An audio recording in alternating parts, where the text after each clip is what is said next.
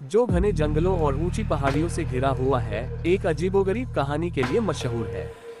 इस गांव के लोग मानते हैं कि जैसे कैदी जेल में बंद होते हैं, वैसे ही भूत यहाँ के पुराने पेड़ों में कैद हैं।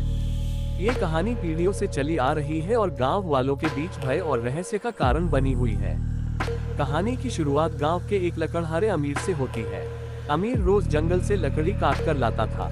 एक शाम जब सूरज ढल रहा था और जंगल में अंधेरा छा रहा था, अमीर ने पेड़ों के बीच से कुछ फुसफुसाहटें सुनी। यह आवाजें उसे और अंदर की ओर खींच ले गईं, जहां उसने बहुत पुराने और डरावने पेड़ों का एक झुरमुट देखा।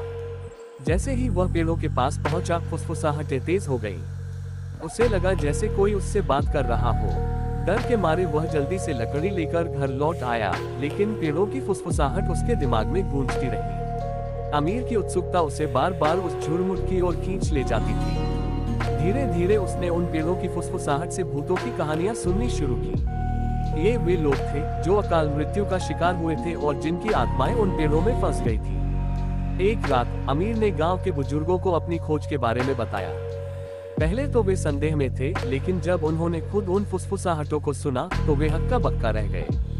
बुजुर्गों ने गांव की सबसे बुजुर्ग और ज्ञानी महिला ज़ारा शमा से मदद ली, जो आत्माओं से संपर्क कर सकती थी। ज़ारा ने आत्माओं के साथ संवाद स्थापित करने के लिए एक अनुष्ठान किया और उनकी पीड़ा को समझा। उसे पता चला कि इन आत्माओं को शांति और मुक्ति पाने के लिए एक विशेष अनुष्ठान की आवश्यकता है। पूरे गांव ने मिलकर इन आत्माओं की शांति के लिए अनुष्ठान किया, जिसमें मंत्रोच्चार, भेद और प्रतीकात्मक कार्य शामिल थे। अंततः अनुष्ठान पूरा होने पर एक तेज हवा का झोंका पेड़ों से गुजरा और फुसफुसाहटें बंद हो गईं। जो पेड़ कभी आतंक का स्रोत थे, अब शांत और स्थिर थे।